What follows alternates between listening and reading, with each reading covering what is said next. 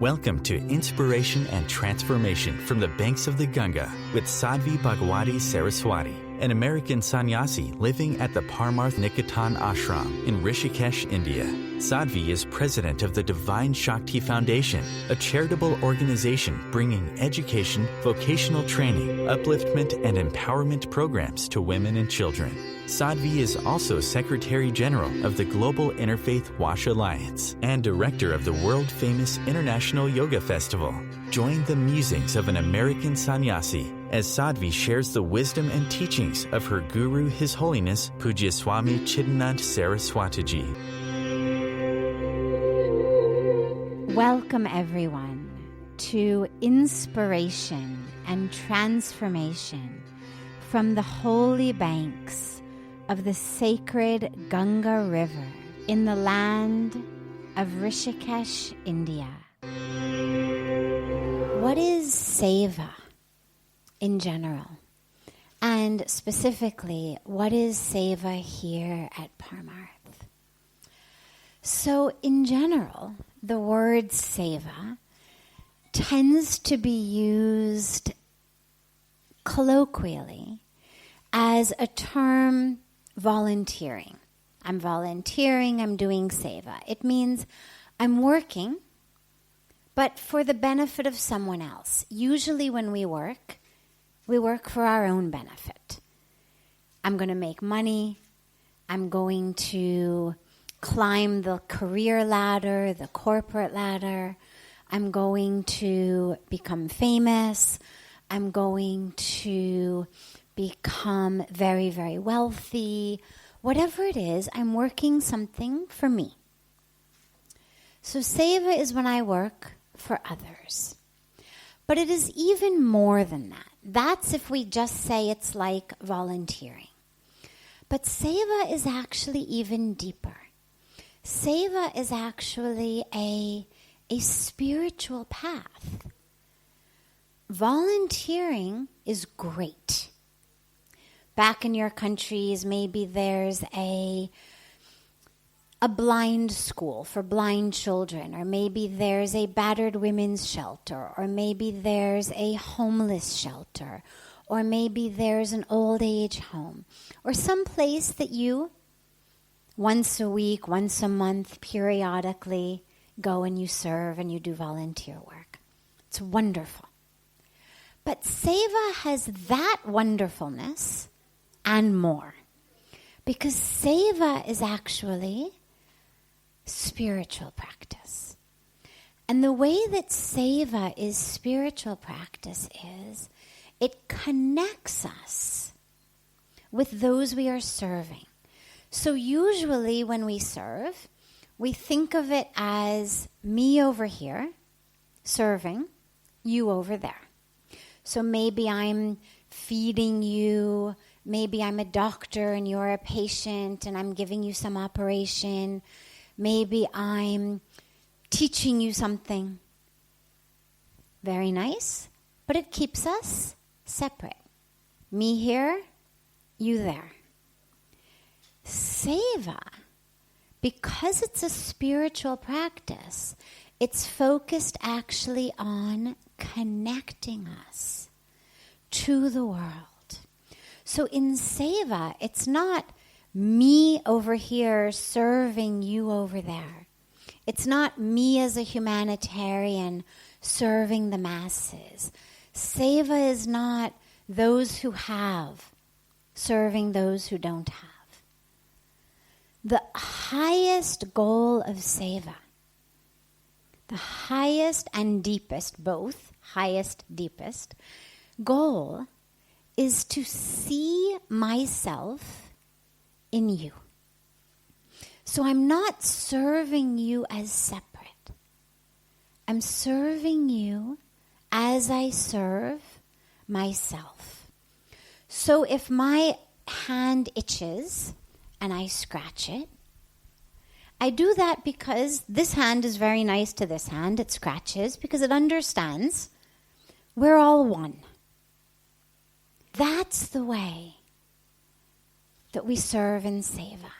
So seva connects us, but seva does one more So many more, but one more that I'll talk about.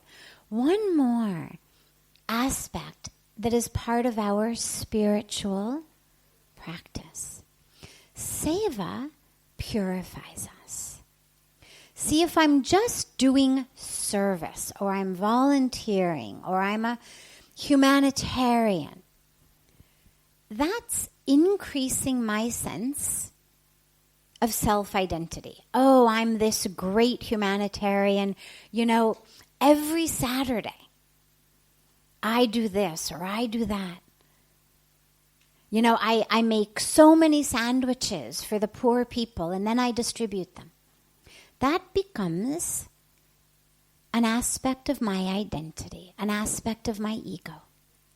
Even though it's good that I'm feeding the poor, the goal is not that my ego increases, that my sense of self increases. So when I'm serving in seva, the goal is that I should become empty, that I should be used just as a vessel for God's will. So it's not me making the sandwiches. It's not me going and painting the homeless shelter. It's not me reading to the blind children. It's not me stuffing those envelopes or going door to door. I'm just a vehicle, like this microphone's a vehicle. This microphone would never stand up and say, please give me a round of applause. Please recognize I'm the best microphone. It understands it's just a tool. It's not expecting some special appreciation that because it serves me so well here, I should, come back in every hour just to say thank you, microphone, that I should feed it special food. It's just a tool. And that's what seva does for us, is it purifies us to remove our sense of ego, to remove our sense of identity, so that we can just be a tool for God's will, for the plan. And the last important part of that is, the beautiful thing then is, we don't have a set sense in our mind of what I'm going to do. This microphone has no idea what I'm going to speak. All it knows is, I have to be a tool. It doesn't even know if it's me who's going to speak. Whether it's Puja Swamiji giving blessings, whether it's Puja Swamiji chanting or singing, whether it's me speaking, anything else. Whoever comes in here. Maybe something else is going on and we have to make an announcement. This microphone is on for whatever service needs to flow through it. It's not like it says, I will only work if somebody's chanting Vedic mantras. Or I will only work if Puja Swamiji is chanting Vedic mantras. Or I will only work certain days of the week, certain weather, certain time. It understands that its role is just to be a tool. Whatever is needed, whenever it's needed. And in the same way, when seva purifies us, it removes that sense from us of, this is what I do. I sing, I speak, I chant, I talk about this, I talk about that. Microphone says, I'll only work if you talk about peace. No. Whatever we talk about, whatever the need is in the moment, the microphone is on. But if it were full of its own ego that says, I'm a microphone only for chanting, or I'm a microphone only for lectures on peace, then it's not being a proper tool. So seva is actually our spiritual path. Puja Swamiji always says, it's not seva and sadhana. Sadhana's usually what we use for our spiritual practice, the word, our spiritual practice, sadhana. But they're not two separate things. He always says seva is sadhana. Because when I meditate, whatever type of meditation I do, it doesn't matter. But if I'm really meditating, in that meditation, I'm having an experience that I'm not this body. I'm having an experience that I'm connected to the spirit. I'm connected to the universe. And when I have that experience of being connected, then naturally I'm going to serve. Service or seva then becomes the most natural byproduct of our meditation. And that's why if we don't want to serve, he doesn't say there's something wrong with your seva. He says there's something wrong with your meditation. If your meditation is on, the seva will be on. If the seva isn't on, it means that your meditation is not giving you that experience that it should be giving you. So the two of them, seva and sadhana, are really just two different faces, two different aspects of the same spiritual practice. And in fact, there's many people who say, well, I don't like to sit and meditate. We have doctors who come, for example, or people in the garden, or people in the schools who say, I'm not much of a closed-eye meditator. I feel closest to God when I'm serving. I feel closest to God when I'm operating on people. I feel closest to God if I'm planting in the garden. And that's great.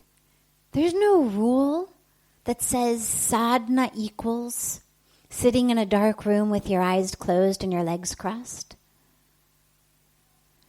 Sadhana is what connects us. You're listening to OTR-FM, part of the IOM radio network. Being a radio host on IOM FM allows you to build your show on a rich platform with the power of the internet to fulfill your outreach goals and connect with a very specialized and global online audience, unlimited by time and distance. OMTimes Radio will provide you with web relevance, a recognizable conscious brand, and with the standard of excellence that has accompanied every single Circle of Hearts Radio is a sanctuary on the airwaves. Join me, Grandmother Alaya, in the circle on Sunday 2 p.m. Eastern as I share information to both enlighten and nourish your soul. Hi, this is Christina Ricci with RAIN. Every 2 minutes, another American is sexually assaulted. If you or someone you know has been sexually assaulted, you are not alone. Help is just a call or click away through the National Sexual Assault Hotline. Please call 1-800-656-HOPE, that's HOPE, or visit rain.org, that's RAINN.org. Brought to you by RAIN and this station. Welcome back to Inspiration and Transformation. I'm so glad to have you all back here with me. We are taught to practice non-judgment. So we are taught not to judge. But how can we control this when we see educated people, wealthy people, and wealthy here meaning they have access to so many resources, eating meat, so not being vegetarian, seemingly aware, so they know the damage that their actions may cause, but they don't care. So this is very difficult. On the one hand, we're taught, don't judge. On the other hand, we see in our lives people doing things. In this case, eating meat, which we know is so horrible, not just for the animals, but for the planet, for our brothers and sisters on the planet who are starving, people who have access to different choices, people who are aware, but making these choices that are harming others. How do we not judge? So here is where we have to be really clear with ourselves on an emotional level, on a spiritual level, and on a level of being effective in bringing about positive change in the world. My judgment helps no one.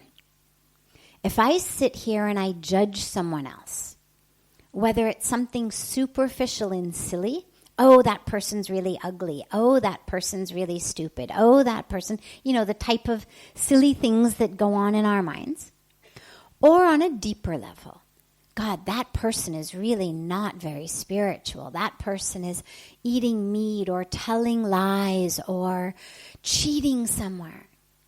On any level, from the most superficial to the most serious, my judgment helps no one. And in fact, it harms. It harms me first, because my mind now, instead of seeing connection and oneness, sees separation. I see you and I judge you. And it fills my mind and my heart with negativity. So that's where it harms me. It also harms you, because we're energetic beings. And even if I don't speak it, even if I don't say, oh, you're ugly, oh, you're stupid, oh, you're a cheater, oh, you're not spiritual. On an energetic level, it's reaching you, it's impacting you, it's affecting you. Our thoughts are things. Thoughts go out in the world as energy, and they actually impact people and hurt people. So, and lastly, of course, it doesn't benefit the world. No animals are saved, or trees are saved, or water is saved, because I'm judging you. So judgment is something we need to stop, for my sake, for your sake, and for the world's sake. Because, of course, I use a lot of mental time and energy judging, which means I'm not doing something beneficial with that time. Right? How many of us have ever been in a situation where somebody says something or does something, and afterwards all we can do is think about it. It keeps working in our minds over and over again. Now, it's harming us, harming that person, and stealing my time and energy from actually doing something that benefits the world. So that's why we don't judge. But the second piece is, just because we don't judge doesn't mean that we are supposed to sit back and just allow violence, destruction to happen in our world. Whether it's destruction of the environment, whether it's racism, whether it's prejudice, whether it's violence against women, whatever area of violence there is, and sadly there's so many areas, we are supposed to stand up and act. But we don't need to judge. We simply need to be aware that what is happening is not right. And without judgment, without criticism, without negativity, with simply the awareness, the clarity, to be able to intervene in whatever way we can. Whether to suggest to someone that they act in a different way, whether to teach them, whether to help them, whether to encourage them if they're people we have control over in our house. In whatever area. Because again, this question is on vegetarianism, but we could take it into so many different areas. We are called upon to act. We are called upon to use our initiative, our ability, our sight to bring about change for positive in the world. But if we're judging, then all we do is bring negativity. So we see it, and in whatever way we are able, and it's going to vary from situation to situation, from person to person, in whatever way we are able to change the situation, to protect the land, the water, the people, it is up to us to do that. But we are going to be much more effective at knowing the right way to act, at knowing the right thing to say, if we're not judging. And the last point I just want to mention on this is we've all been in situations where we've done something wrong and we get criticized for it. Now, the criticism hurts us, and it does not make us actually want to do the right thing. All the criticism does is hurt our hearts. And we know this from being on the receiving end of it. When you make a mistake and someone says to you, you're stupid, you're bad, you're worthless, you're this, you're that, we feel horrible. We don't feel empowered to change. We don't feel energized to find a new way, to act in a new way. We feel like crawling into a hole and crying. And so when we're on the other side, when we see somebody doing something that we know is not right, we have to remember that ultimately our goal is to improve the situation, not to just use our ego to hurt that person, not to just lose our temper. We may be right, but being right does not give us the right to hurt people. And so first we get out of a place of judgment.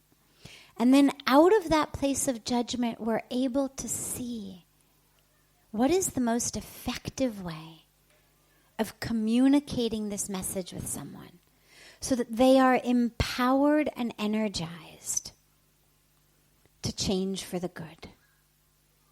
And that's the best thing we can do for the animals, for the land, for the whole planet.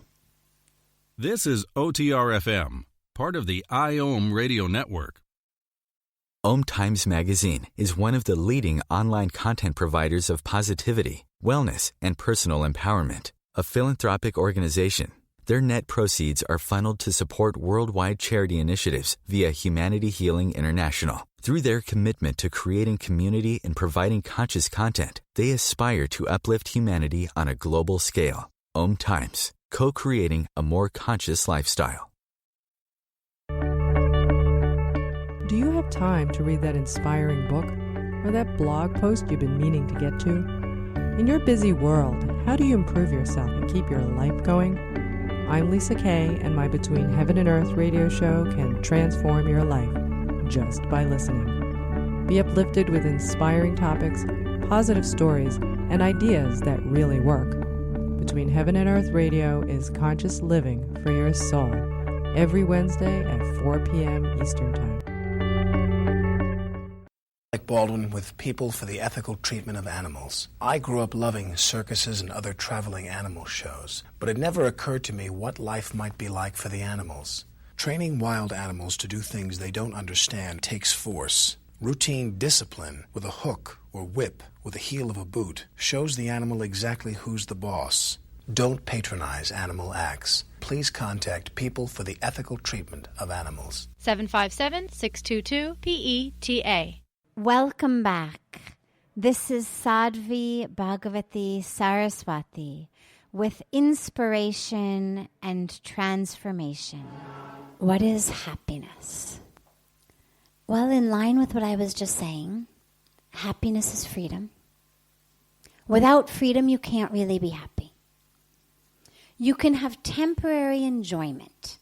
As I said, rubbing my body against my silk cage or eating my chocolate chips out of the cookies in my sweet cage.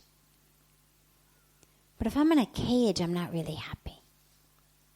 And whether that cage is made of my karma, or whether that cage is made of my desires, that's what's true for most of us. I create this cage. In order to be happy, I need this, or I need that. This job, that money, this body, that spouse, this house, whatever my thing is, then I'll be happy. So we have cages of our desires. We have cages of our egos that say, this is who I am. And the problem with that is, the more rigid and stuck you are,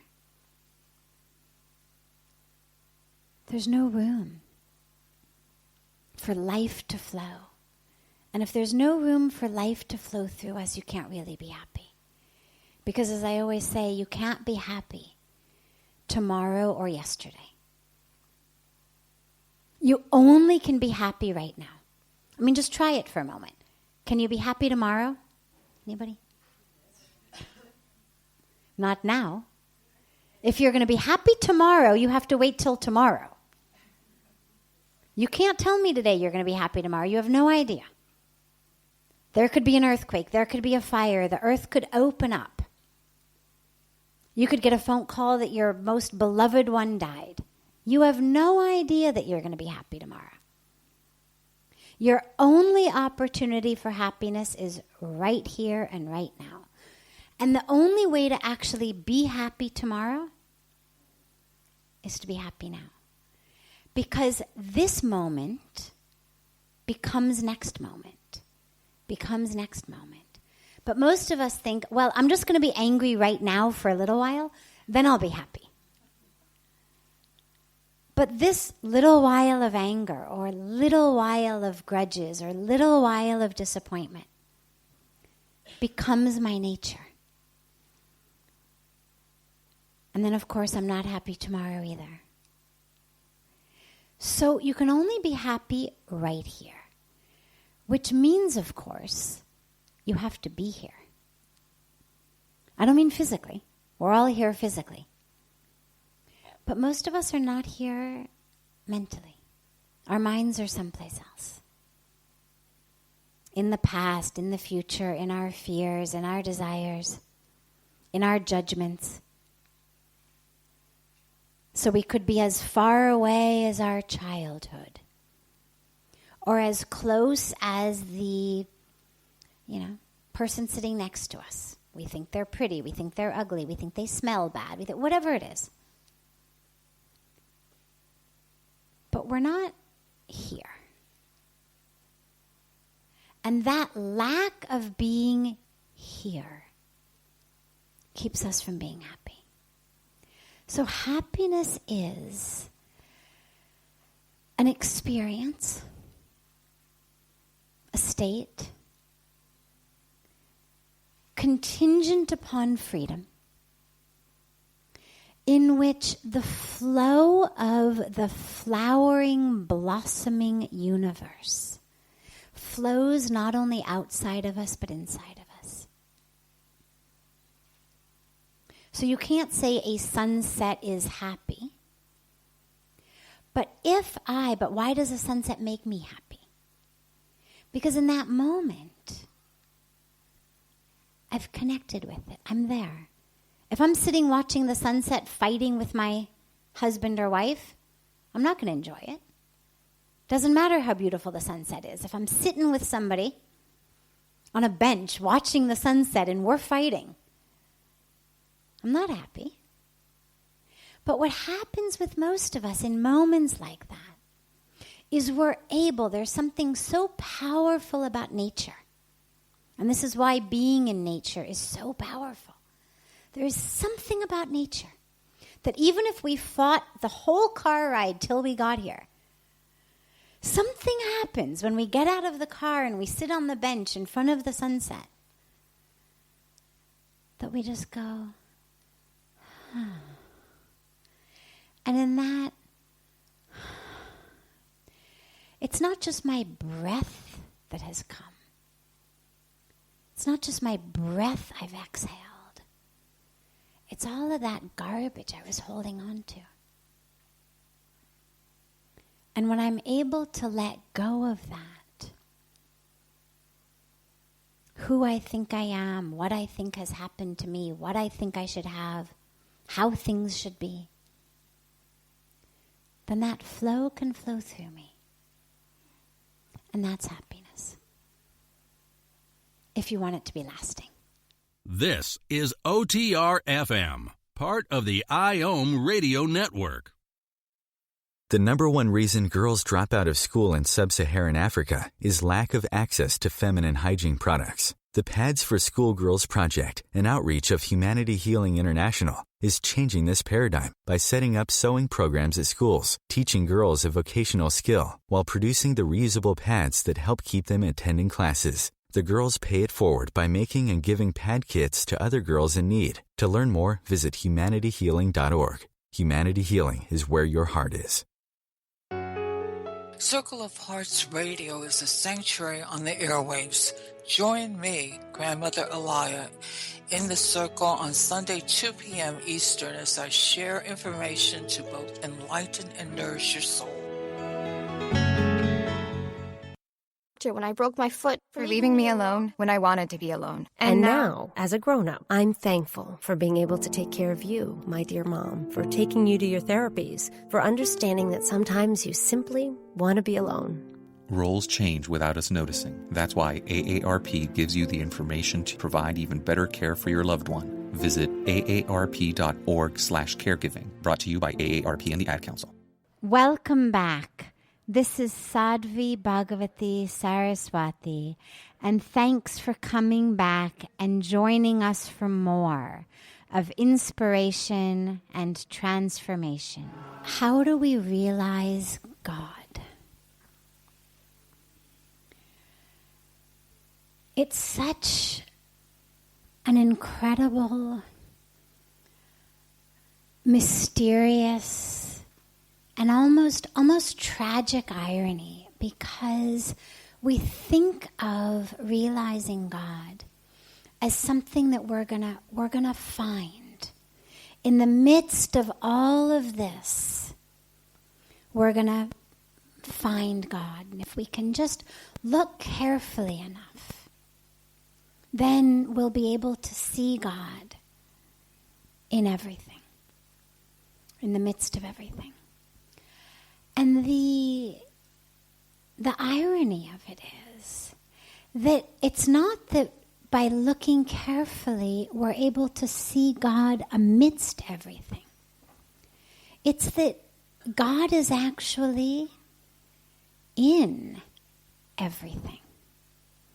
And that's why I say it's a tragic irony, because we spend our lives looking everywhere. There's actually a great story of a man who was a very, very sincere seeker. And he went here and went there and looking for God and did so much study. Went to so many teachers, went to so many places looking for God. But couldn't find him. He would go here and there, roaming around. I've got to find God. And finally, he gives up in great frustration, in great despair. And he sits down under a tree right on the banks of this river. And he says, "Fine, forget it, God. Okay." I realize I'm never going to find you. You're not findable. And I'm so upset because I really wanted to find you. But okay, fine. And at that moment, out of the river, this fish jumps up out of the river. And the fish starts flapping around in the air, crying, "Water, water, I need water. I'm going to die without water." And the man who's watching this, he looks and he says, "Well, you stupid fish. Like, you just came out of the water. There's nothing but water. You were surrounded by water. If you could stop flapping around in the air screaming for water, you'd realize you were in the water." And the fish says, and because it's our stories, fish can talk, and so the fish says to him, same thing is true for you. You are crying for God, screaming for God, roaming here and there, flapping around for God. And just like I'm surrounded by water, you're surrounded by God. Inside you, not only outside you, but also inside you. So when we think about realizing God, it's not about how in the midst of everything else can I find God. It's not like one of those Where's Waldo puzzles that, there's 500 things on the page that are not Waldo, and you have to look really carefully so you can find him in the midst. All of it is God. And so the question becomes, how can I see God in everything? How can I see the truth in everything? If we believe our scriptures, if we believe the teachings of the saints and the enlightened masters and the gurus, what they tell us is that every single thing on earth is God. That's the truth. Our misidentification, false identification with the body, with the mind, with the personality, with the identity, that's all false. That's when we talk about Maya. And the truth is God. In fact, I was just recently in Vienna at this beautiful interreligious gathering, and several of the leaders were together and talking about how in actually all of the religions, we all say there's only one God. And they were discussing how followers misunderstand. Followers think that we're actually disagreeing. And how the leaders were marveling at the fact that actually the belief is the same, that we all say there's one God. And then one of them turned to Pujya Swamiji and said, "But in Hinduism, you people say there's so many gods." And then before Pujya Swamiji had a chance to answer, somebody else who was there, another Hindu, said, No, we also believe in just one God. Everything is a manifestation of God. And Pujya Swamiji said, actually, what we believe is, it's not one God, it's nothing but God. And that's a very subtle but very important distinction. It's not one God sitting out there somewhere. It's nothing but God. And so the realization of God is, how can I see the truth in the world. And that's why in so many meditation practices, in so many yoga practices, in so many Kriya practices of so many different traditions, we focus on the third eye. The third eye is the chakra, the Agya chakra, or the energy center. And that particular energy center, we won't go into all about the chakras, but each of them connects to a different aspect. And this energy center, this chakra, is the energy center of the power of discrimination. This is why we put on tilak. Everybody says, why do you put on tilak? What does it mean? Well, the reason we put tilak here is to remind ourselves, okay, all of the problems in the world begin with these two eyes. I see something, it makes me angry. In that anger, I act, I speak, I do stupid things. I get the repercussions of those things. We were talking last night about bad karma. I get those repercussions. If I don't act or speak, my anger festers within me. I get ulcers, I get heart disease. I can't meditate. I see something, I feel jealous. Oh, why does that person have this? Why does that person get that? Oh, if only I could look like you, or have that sari, or have those jewels, or have that car. Or we see something, we covet it. We see something, makes us feel lustful. All of the problems tend to trace back to what we see with these two eyes. And so the reason we put this tilak here is to remind us, oh God, let me open this eye. Let my Agya chakra, my energy center of the power of discrimination, be awakened. With that power of discrimination, it's not discrimination of black and white, or thin or fat, or pretty or ugly. It's not that type of discrimination. It's discrimination of truth from falsehood. So let me open this eye so that I can actually see the truth. And what is that truth? The divinity. With these two eyes, I see you as a woman, beautiful woman. With this eye, I see you as divine, in the container of a beautiful woman, in the container of a beautiful young girl, in the container of a man. But what I'm able to see is the divine.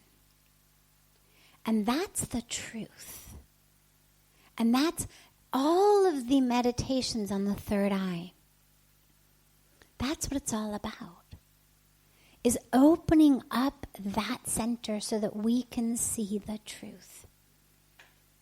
That's how we realize God. Whether we do it through actually meditating on the third eye specifically, whether we do it just through our meditation and prayers, that's what our sadhana is about. Is, oh God, by whatever name, it doesn't matter what name, whether we say God, whatever word we use, or no words. But it's all about being able to see the divine, to see the truth, to recognize that all of these are just different containers. The beautiful metaphor that they give is, the sun is shining, And as many containers as I place on the ground is as many reflections of the sun as I'm going to get.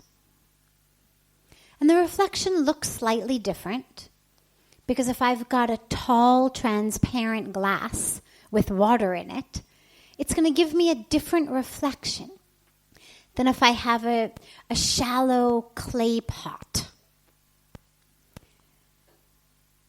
But they're all reflections of the same sun.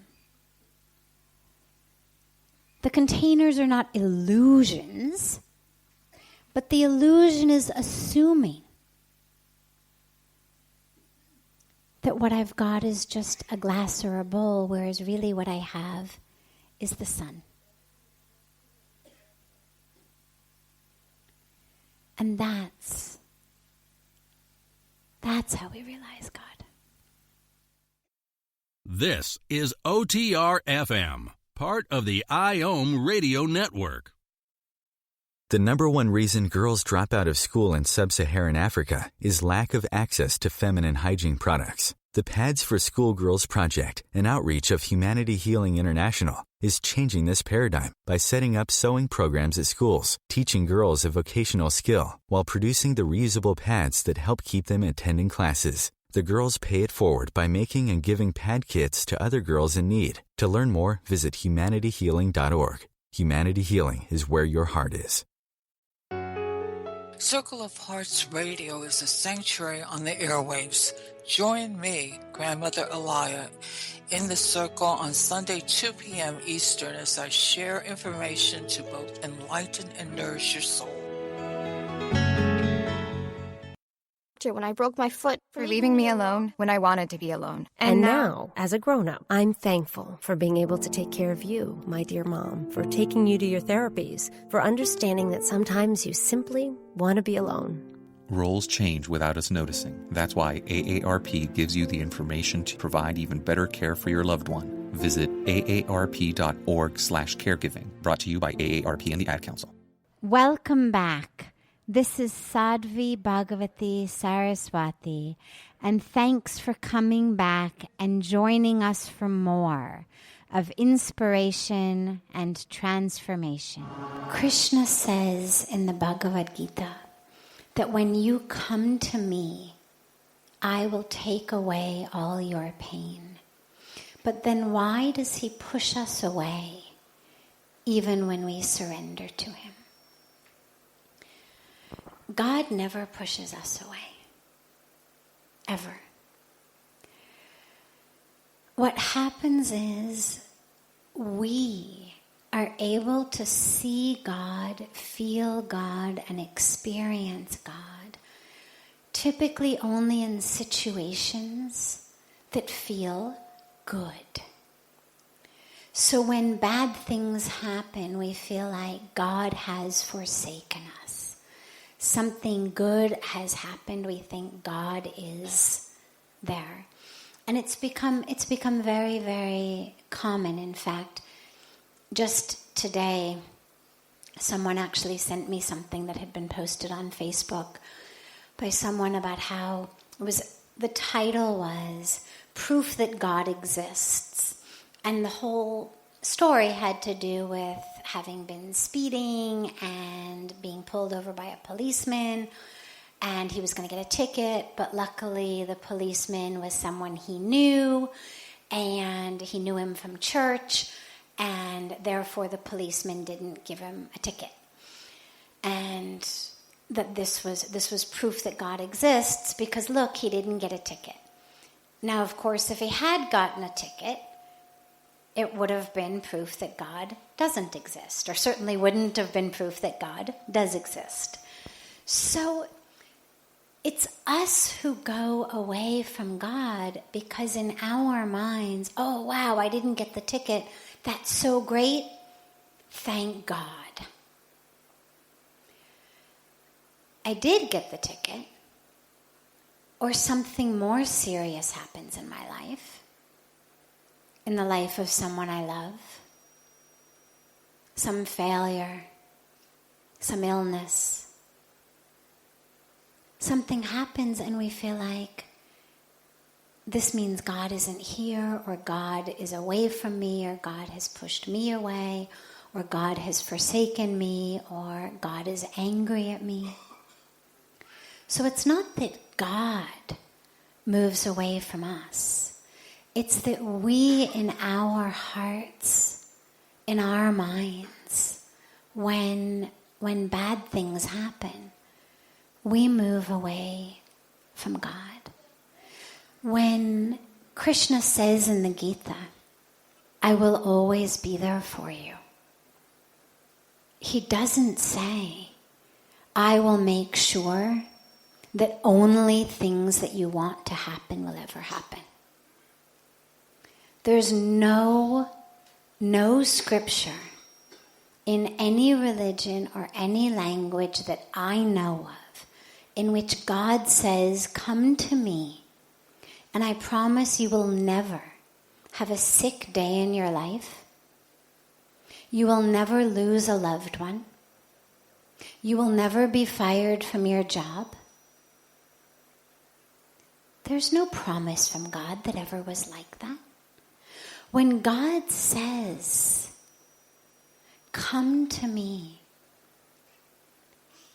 and your suffering will cease, what it means is, the reason we suffer is because our level of happiness, our level of peace, is so rooted in things around us that constantly go up and down, constantly change. That's the nature of the world. When we surrender to God, we connect to God. And then when we are connected to God, no matter what is happening in the world, we are grounded, we are connected. It doesn't mean if you speed, you're not going to get a ticket. Doesn't mean you won't get sick. Doesn't mean the natural things of life, including loss of loved ones, including bad health, including failures, won't happen. Of course they will. But when they happen, you will be facing them as someone who's grounded and connected. You will be a boat that is anchored. Yes, there will still be storms in the ocean. But rather than being an anchorless boat that gets tossed around, you will be an anchored boat. So that's what Krishna teaches, and that's how it happens. He never said bad things won't happen, and he definitely, however we conceive of the divine, God never, ever pushes us away. If we feel far from God, that's when we ask ourselves, where did I go? What was I hoping would happen that didn't happen and I've pulled away? Or, how have I forgotten God in the good things of life? Because that's the other flip side. We also tend to forget God when good things happen. Things are going so well that we tend to forget God. So it's always us who forgets, never, ever, ever God. This brings to a close this hour of inspiration and transformation. Thank you so much for joining me. I'm so glad to be together with you all each week. And I look forward to being together again next Thursday, same time, on OMTimes Radio.